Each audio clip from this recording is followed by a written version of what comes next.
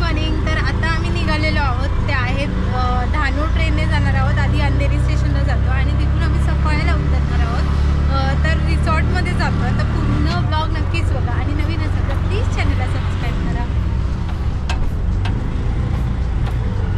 We are not morning person, कोण बघू शकता. चला तर आधी स्टेशनला पोहोचूया. वीकेंड असल्यामुळे आम्ही सकाळी लवकरच निघालेलो. आता आपण आहोत अंधेरी स्टेशनला. सगळ्यात पहिलं आम्ही आमच्या फॅमिलीला भेटणार आहोत. त्याच्यानंतर आपण जाणार आहोत सफाळे स्टेशनला.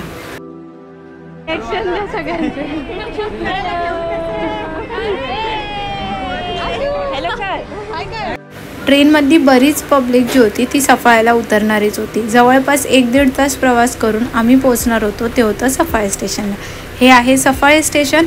सफाळे स्टेशनला आम्ही उतरले, इथे थोडेसे फोटोज काढले. त्यानंतर ही टॅक्सी बुक केलेली, ज्याचे आम्ही अराउंड 350 रुपीज दिलेले सगळ्यांचे. म्हणजे आम्ही ऑलमोस्ट 15 जण होतो. एका टॅक्सीमधून आम्ही रिसॉर्टला पोचलो होतो. आता आपण पोचलो ते आहे संजीवनी फार्म स्टेमध्ये. तर हे रिसॉर्ट आहे जिथे आज आपण स्टे करणार आहोत. तर पूर्ण डिटेल्स तुम्हाला ह्या ब्लॉगमध्ये मी एंडपर्यंत देणारच आहे. तर हे ह्यांचं 14 एकरचं जमीन आहे इकडचं. तर तुम्हाला इथे जर गाडीने येत आहे 4 व्हीलर किंवा 2 व्हीलर तर पार्किंगबद्दल तुम्ही निश्चिंतच राहा, कारण की तुम्हाला भरपूर मोठं स्पेस मिळतं. समोर तुम्ही पाहताय हे त्यांचं कॅफेटेरिया आहे. आम्ही पोचलो, फ्रेश झालो आणि त्यानंतर आधी सगळ्यात प्रथम आम्ही नाश्ता करायला बसलो, कारण की आम्हाला बराच लेट झाला होता. हा ब्रेकफास्ट आम्ही घरून घेऊन आलो होतो. तर घरात बनवलेला ब्रेकफास्ट आम्ही केला. त्यानंतर आता आपण रूम्स पाहायला जाणार आहोत, ज्यासाठी तुम्ही पण मे बी वाट पाहताय. तर हे यांचे इकडचे रूम्स आहेत, जे की लोक फॅमिलीला किंवा फ्रेंड्सला असे मोठे ग्रुप असतात त्यांनाच हे लोक हे रूम्स अलाउड करतात. तर आता आपण ह्या कॉटेजमध्ये आतमध्ये जाणार आहोत. तर हा कॉटेजचं जे कॉस्ट आहे अराउंड पर पर्सन ह्याचे प्राईज आहेत ते आहे 2300 रुपीज आणि एका रूममध्ये ते 7 लोकांना राहण्यासाठी देतात. पण इथे ऑलमोस्ट आम्ही 10 लोक झोपलो होतो, कारण की आम्ही 2 रूम घेतले होते. पण आम्ही इथे एकाच रूममध्ये तुम्ही ऑलमोस्ट 10-12 जणसुद्धा राहू शकता. पण त्यांचे रूल्स आहेत की एका रूममध्ये ते 7 लोकांनाच देतात. जर तुम्हाला सगळ्यांना एकसोबत राहायचं तर एका रूममध्ये सुद्धा तुम्ही कम्फर्टेबली राहू शकता. तर समोर बेड होता आणि तिथे सुद्धा बेड होते. हे तुम्हाला हे मोठं असं वॉशरूम मिळतं. पाण्याची वगैरे उत्तम सोय आहे. गरम पाणीसुद्धा तुम्हाला इथे मिळेल. तर हा व्हिडिओ थोडासा वाईड अँगलमध्ये शूट झाल्यामुळे प्रॉपर दिसतं आहे की नाही माहीत नाही, पण जेवढं मला दाखवता येईल मी तेवढं तुम्हाला शो करते. तर हे इथे कबड दिलेलं आहे, ज्याच्यामध्ये तुम्हाला टॉवेल्स आणि कॉलगेट वगैरे सुद्धा ह्याच्यामध्ये खालच्या ड्रॉवरमध्ये तुम्हाला देतात, इव्हन सोपसुद्धा. तर रूम तुम्हाला दाखवून झालेले आहेत. चला तर आमच्या आता मज्जाची सुरुवात इथून सुरू होत आहे.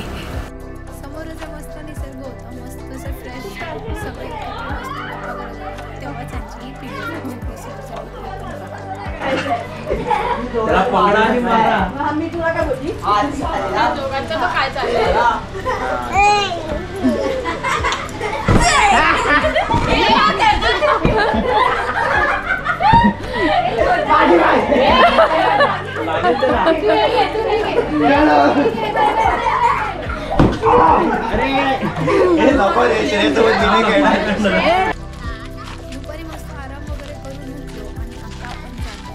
अरे बापरे, अरे बापरे, अरे बापरे, अरे बापरे. ब्रेकफास्टसाठी कॅन्टीनचा रस्ता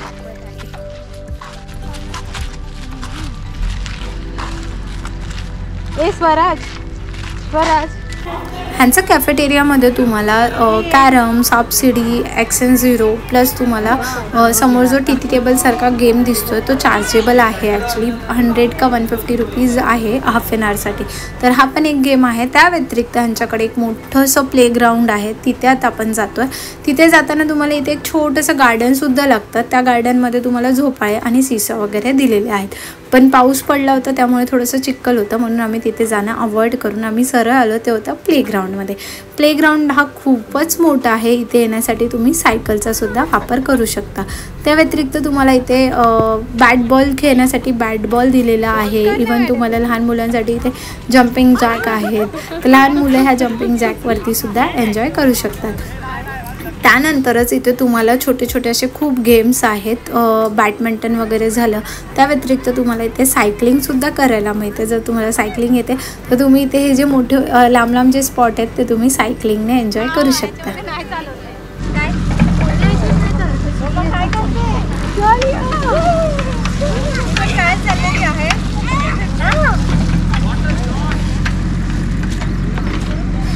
महिनाभर चालवायला जगणार. आता आपण आलो ते आहे पूलकडे. तर पूलकडे आल्यानंतर आम्ही इथे थोडीशी पास अँड पास बॉल खेळलो. दुसरा एक ग्रुप होता त्यांच्यासोबत, बरीच मजा आली. त्या व्यतिरिक्त इथे तुम्हाला 2 पूल मिळतात. हा जो पूल आहे तो मोठ्या लोकांसाठी आणि त्याच्याच अपोजिट साईडला जो आहे म्हणजे एकाच पूलमध्ये 2 पूल कन्वर्ट केलेले आहेत. लहान मुलांसाठी सुद्धा वेगळा पूल दिलेला आहे.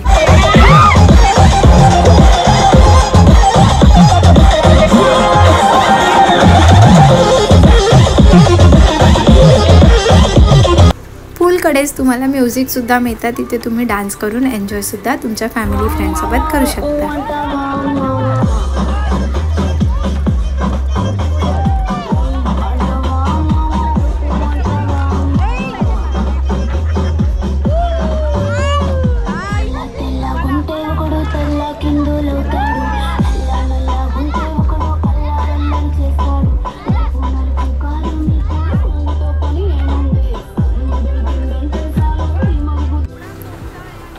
हे तुम्ही पाहू शकता. शौर्यमध्ये हे वेगळं टॅलेंट आहे. पूलमध्ये आल्यावर तो थोडासा भिजला वगैरे तर त्याला लगेच झोप लागते. हे तुम्ही मालवणच्या सिरीजमध्ये सुद्धा पाहिलं असेल.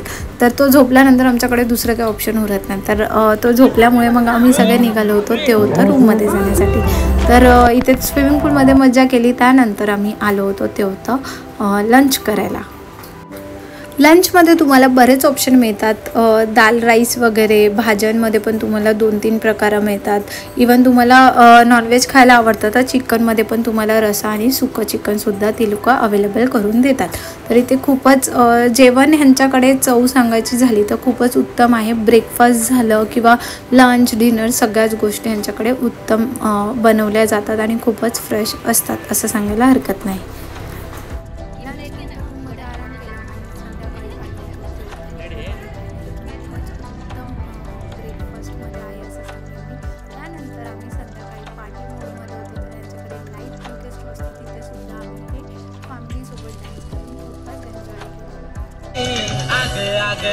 बंशी बंशी तुला इच्छा देव सांगतनशी. आग आग बंशी बंशी तुला इच्छा देव सांगत. चांगला आमचे पप्पाने गणपती आणला. आमचे पप्पाने गणपती आणला.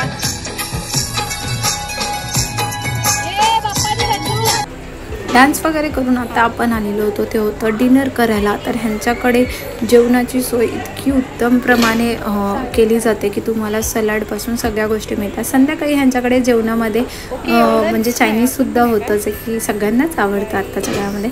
तर ह्यांच्याकडे तुम्हाला त्या व्यतिरिक्त चायनीज नसलं आवडत तर मस्त अशी चमचमीत दाल तडका, इवन राईस, जिरा राईस आणि 2-3 भाज्यासुद्धा मिळतात. तर हे चिकन वेगळं प्रकारचं बनवलं होतं. दुपारी जे होतं ते नव्हतं. तर चिकनसुद्धा खूपच छान होतं.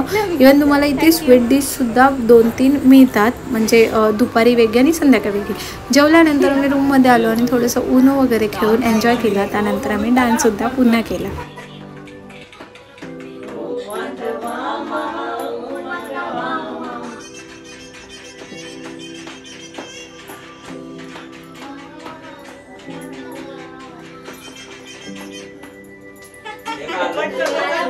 Hello, good morning. तर आता आम्ही ब्रेकफास्टसाठी आलो आहे. इथे तुम्हाला ब्रेकफास्टमध्ये बुर्जी पाव आणि हे काय जाम ब्रेड आहे, पोहे, उपमाचं ऑप्शन आहे जे संपवले तिने पण आहेत आणि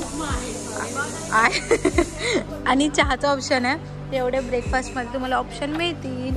चला तर आता आम्ही निघणार आहोत ब्रेकफास्ट करून. नेक्स्ट डे ब्रेकफास्ट करून आता आपण आलेलो होतो ते होतं बोटिंग एरिया पाहायला. तर बोटिंग पाणी कमी असल्यामुळे, जास्त पाऊस नसल्यामुळे बोटिंग बंद होतं.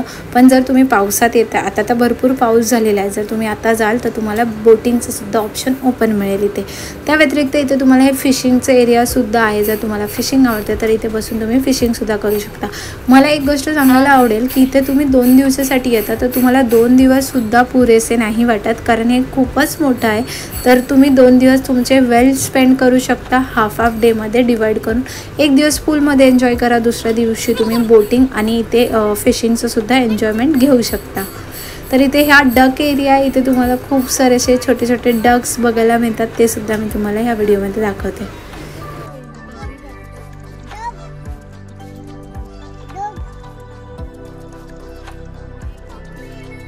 हो हो